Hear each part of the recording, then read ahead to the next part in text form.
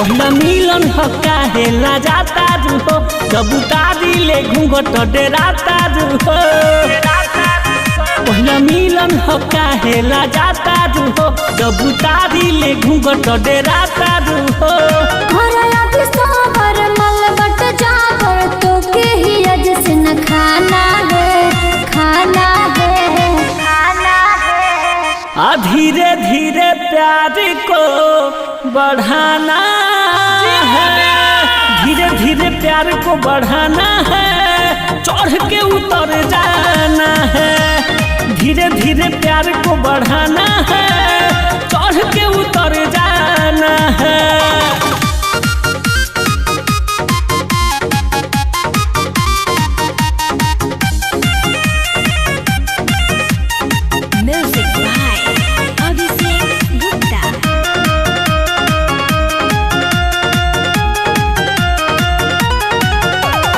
पहले नीचे से ऊपर ले बादल सहला बसुना बलाम जी।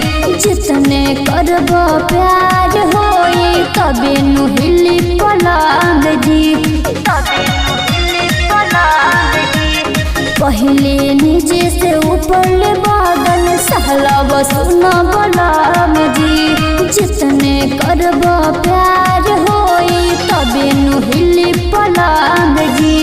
चिंता जाने पारा बहिया में धारा, चुंबक जैसे फजियाला है, फजियाला है। धीरे धीरे प्यार को बढ़ाना है, धीरे धीरे प्यार को बढ़ाना है, चढ़ के उतर जाना है। धीरे धीरे प्यार को बढ़ाना है, चढ़ के उतर जाना है।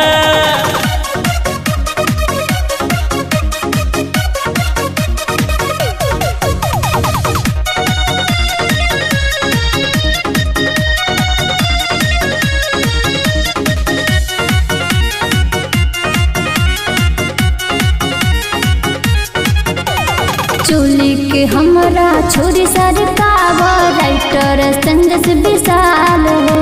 सिजिया पकड़ नहीं झोंका झूमर, बिस्तर पकड़ के लटाल हो, बिस्तर पकड़ के लटाल हो। चोली के हमरा छोरी सरकावा, राइटर संदेश विशाल हो। सिजिया पकड़ नहीं झोंका झूमर, बिस्तर पकड़ के लटाल हो।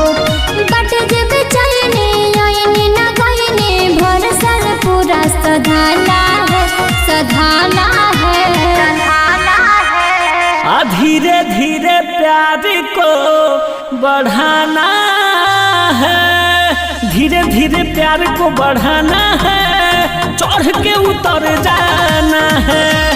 धीरे धीरे प्यार को बढ़ाना है,